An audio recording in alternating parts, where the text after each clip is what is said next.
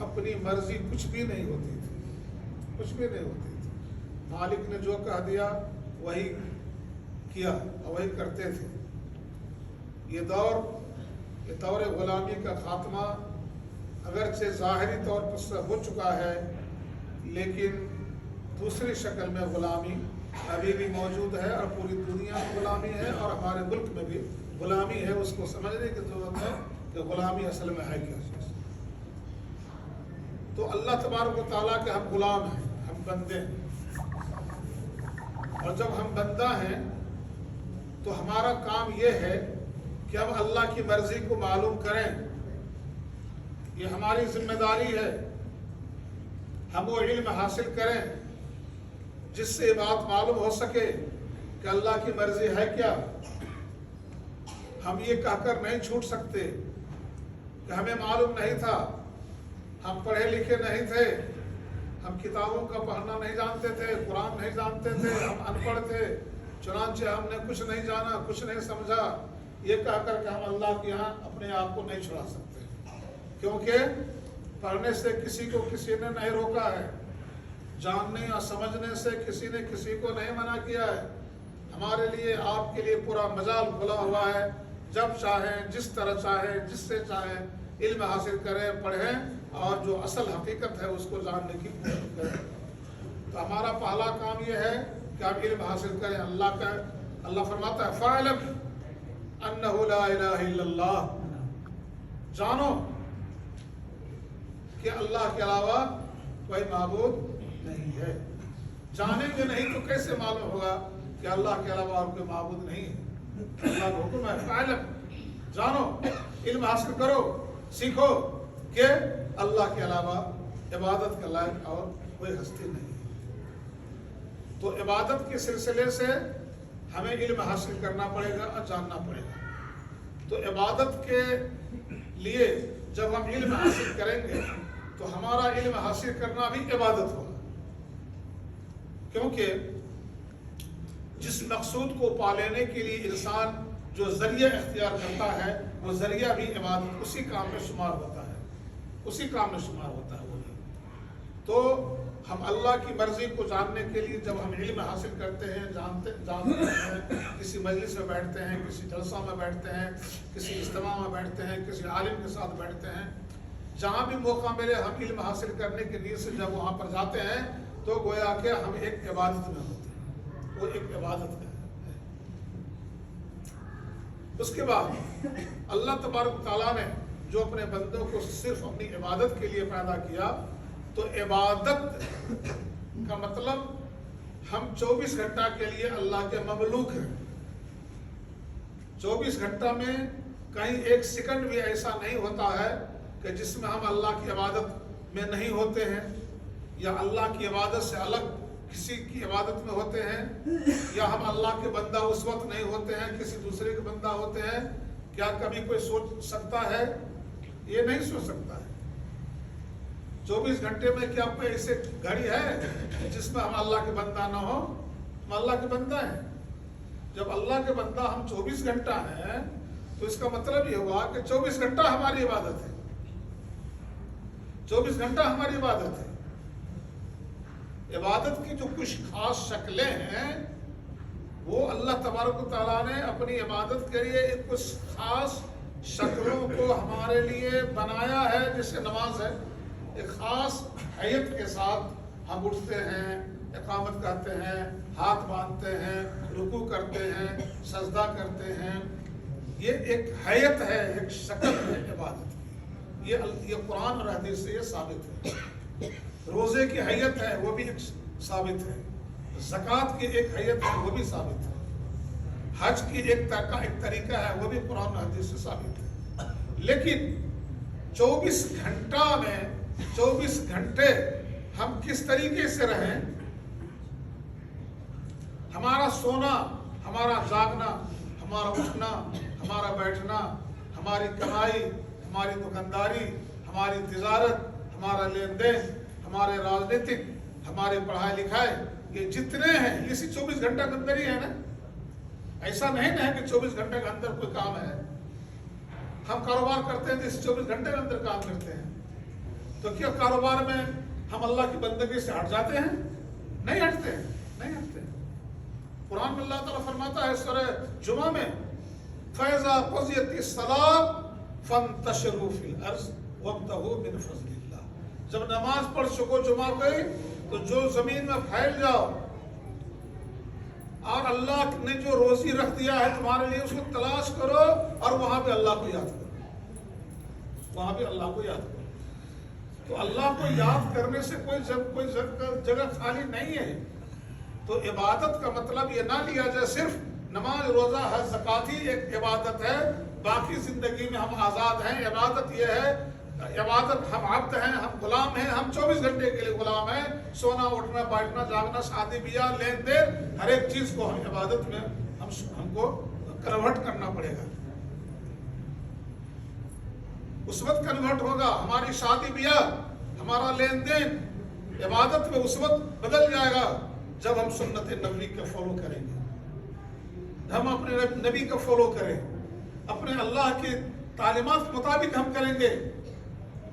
آج کل شادی بیاہ میں لوگ بالکل غیر شرعی غیر اسلامی کام کرتے ہیں جس کی کوئی حیثیت نہیں ہے، فضول خرچی کرتے ہیں، خواہ خرچہ کر کے اور دکھاوے کے لیے کرتے ہیں، اپنے سماج کو دکھاوے کے لیے کرتے ہیں اور مقروض ہوتے ہیں، قرض لیتے ہیں اور سودی قرض بھی لیتے ہیں، جو سود حرام ہے وہ قرض لیتے ہیں۔ تو مصیبت تو ہم نے اپنے اوپر مول لیا، یہ تو نہیں ہے، شریعت میں ایسا نہیں ہے۔ تو غرض یہ چاہے شادی بیاہ ہو، لین دین ہو، کاروبار ہو، تجارت ہو، ہم جہاں بھی ہیں ہر حال میں ہم اللہ کے عبد ہیں، اللہ کے مملوک ہیں، اللہ کی بندگی ہم بندہ ہیں، اور جہاں بھی جس کام میں رہیں، جس جگہ بھی رہیں، ہم اللہ اور اللہ کے رسول کے احکام کے مطابق ہم وہ کام کرتے رہیں، وہ ہماری عبادت میں گنتی ہوگی۔ یہ عبادت کا جو مفہوم ہے وہ یہ ہے۔ اب اسی کا روشنی میں ہم یہ دیکھتے ہیں کہ رمضان مبارک کا جو بابرکت مہینہ ہے، یہ پورا مہینہ یہ عبادت کی ایک کچھ بہت عظیم الشان شکل اس میں آتی ہے، بہت بڑی شکل آتی ہے عبادت کی۔ 24 گھنٹہ ہم عبادت کرتے ہیں، اس کے جو ہم جانتے ہیں وہ عبادت کرتے ہیں، ٹھیک ہے، لیکن رمضان کا جو مہینہ آتا ہے تو رمضان کا پورا مہینہ دیگر 11 مہینے سے اس کی اہمیت بڑھ جاتی ہے، اس کا پاور بڑھ جاتا ہے، اس کی طاقت بڑھ جاتی ہے۔ وہی کام ہم رمضان سے پہلے کرتے ہیں، ایک نیکی کرتے ہیں تو ایک ثواب ہم کو ملتا ہے، اور وہی کام ہم رمضان میں کرتے ہیں تو 70 گنا اللہ تعالیٰ ہمیں دیتا ہے۔ پاور بڑھ گیا، طاقت بڑھ گئی ہے نا، اور مہینے سے رمضان کا پاور بڑھ گیا، بہت زیادہ بڑھ گیا۔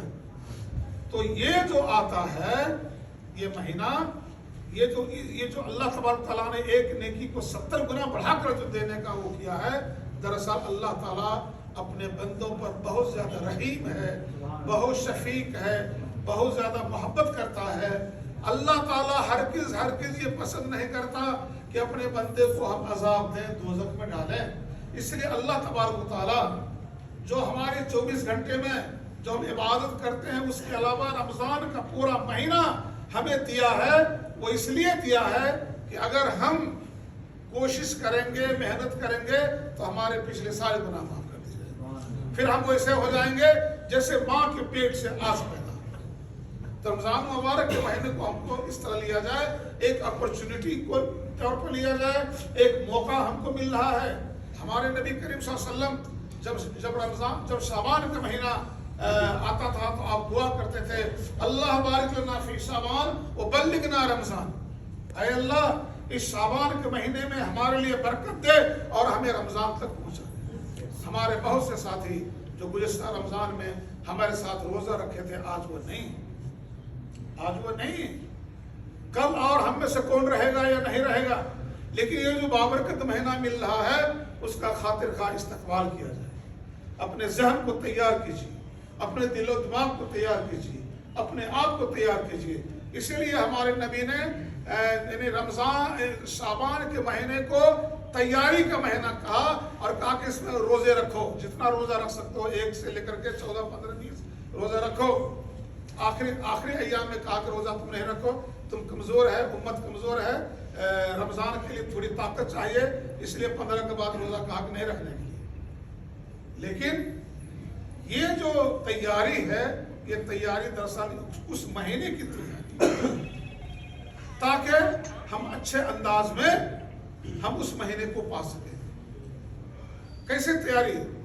ابھی ہم فرض کی نماز 2 رکعت ادا کریں گے تو اللہ تعالی کی بندگی جو فرض کے ذریعے کی جاتی ہے، فرائض وہ سب سے اہم فریضہ ہوتا ہے، یعنی اللہ تک پہنچنے کے لیے سب سے اہم چیز جو ہوتی ہے وہ فرائض ہے، وہ فرائض ہیں، اس کے بعد سنن اور نوافل ہے۔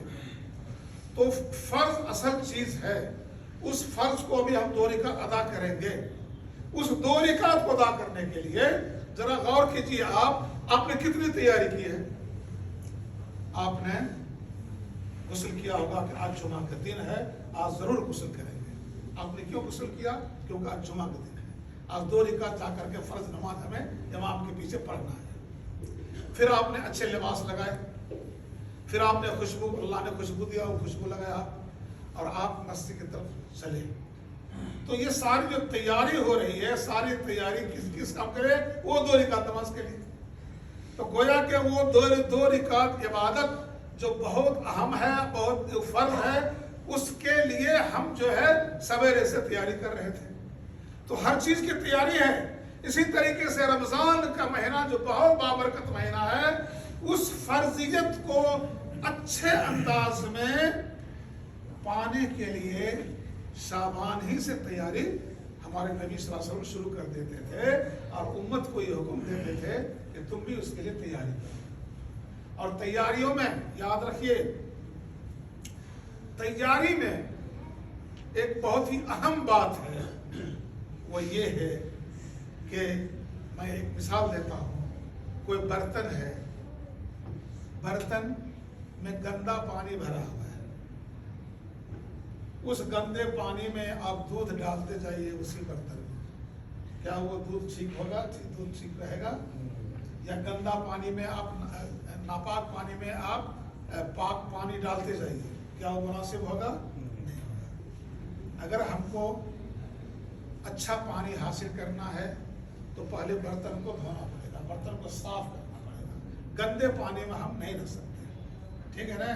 وہی حال ہے کہ رمضان کا جو بابرکت مہینہ آ رہا ہے، اس مہینے سے کما حق کہو استفادہ کرنے کے لیے ہمارا جو دل کا جو برتن ہے، اس دل کے برتن کو آپ خالی کیجیے تمام شیطانی وساوس سے، تمام شیطانی خیالات سے، تمام نیگیٹو جو ہمارے نیگیٹو جو باتیں ہیں ہمارے دل میں، کسی کے خلاف دشمنی ہے، کسی کے خلاف غصہ بھرا ہوا ہے، اور کسی کے خلاف حسد ہے، جلن ہے، ڈاہ ہے، اور غلط کام کرنے کے ارادے ہیں، کسی کا حق مار لینے کا ارادہ ہم بنائے ہوئے ہیں، ہم سوچ رہے ہیں کسی کا حق مارنا ہے، کسی کا یہ کرنا ہے یا کسی کا وہ کرنا ہے، یعنی ہمارے دل میں جتنے بھی غلط میلانات، غلط رجحانات یا غلط خیالات ہیں، ان تمام کو جھٹک کر کے صاف کیجیے، اللہ سے توبہ کیجیے۔ التائبون، مسلمانوں کی صفت ہے کہ مسلمان توبہ کرتے ہیں۔ توبہ کا مطلب ہوا اللہ کی طرف پلٹتے ہیں، جا رہے تھے گناہ کے راستے میں، پلٹ گئے، اللہ یاد آ گیا، جنت اور دوزخ کے مناظر یاد آ گئے، اللہ یاد آ گیا، پلٹ گئے، آپ اچھے راستے میں جا رہے ہیں، یہ توبہ ہے۔ تو توبہ بندے کی طرف سے بھی ہے اور اللہ کی طرف سے بھی توبہ ہے۔ بندے کا توبہ یہ ہے کہ گناہوں سے پلٹ جائے، اور اللہ کا توبہ یہ ہے کہ اللہ تعالیٰ اس کے توبہ کو قبول فرمائے، اس کو معاف کرے، ہے نا؟ تو توبہ اللہ کی طرف سے بھی ہوتا ہے اور بندوں کی طرف سے ہوتا ہے، یہ دونوں طرف کا کام ہے۔ بندہ پلٹتا ہے اللہ کی طرف، اور اللہ بھی اپنے فضل و کرم کے ساتھ اس کی طرف پلٹتا ہے۔ اور حدیث میں آیا ہے کہ بندہ جب آہستہ آہستہ چلتا ہے اللہ کی طرف، اللہ تیزی تیزی چلتا ہے. جب بندہ دوڑتا ہے تو اللہ تعالیٰ اس سے بھی زیادہ تیزی کے ساتھ بندوں کی طرف دوڑتا ہے. کیوں؟ اللہ تعالیٰ رحیم ہے، شفیق ہے، مہربان ہے. وہ اپنے بندوں کو عذاب دینا نہیں چاہتا ہے، وہ جنت میں ہم کو داخل کرنا چاہتا ہے. اس لیے اللہ تعالیٰ ہم کو ڈھیل دیتا ہے، چھوٹ دیتا ہے. کوئی غلط کام بھی کر رہے ہوتے ہیں اس کو پکڑتا نہیں ہے، چھوڑ دیتا ہے، یہاں تک کہ ہمیں اپنی غلطی کا احساس ہو جائے، ہم غلط کام سے رک جائیں، اللہ سے توبہ کریں اور اللہ ہم کو معاف کریں. دنیا میں آپ ایک دو آدمی سے کسی غلطی ہو گئی، آپ اسے معافی مانگے گا تو وہ جو ہے وہ پھول جاتا ہے. فلاں آدمی ہم سے معافی مانگا، فلاں آدمی ہم سے معافی مانگا، ہم اس سے اونچے ہیں، وہ ہم سے نیچا ہے. ایک دو بار غلطی کیجیے گا، معافی مانگے گا تو وہ آپ کو نہیں سمجھے گا. لیکن اللہ تعالیٰ کا معاملہ یہ ہے کہ جتنا آپ توبہ کیجیے، جتنا روئیے، اللہ تعالیٰ اتنا ہی آپ کے درجہ کو بلند کرے. وہاں معاملہ الگ ہے، انسانوں سے معاملہ بالکل الگ ہے.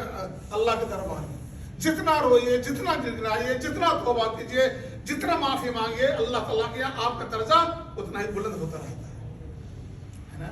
تو اللہ تعالیٰ نے کہا التائبون، یہ توبہ کرنے والے ہیں. تو رمضان مبارک کے بابرکت مہینہ کے استقبال کے لیے سب سے ضروری چیز یہ ہے ہم توبہ کریں، اپنے پچھلے گناہوں سے معافی مانگیں اللہ تعالیٰ کا. ہم تھوڑا ہلکے پھلکے ہو جائیں، ہمارا دل خالی ہو جائے، شیطانی وساوس سے اپنے آپ کو ہم الگ کر لیں، تب رمضان کے بابرکت مہینہ ہمارے دلوں میں سماتا جائے گا. اپنے دل کے برتن کو ہمیں پاک کرنا پڑے گا. دل کا برتن اگر ناپاک رہ گیا تو اس میں جو بھی آئے گا وہ ناپاک ہوتا چلا جائے گا. اللہ تعالیٰ ہمیں اس بات کی توفیق عطا فرمائے.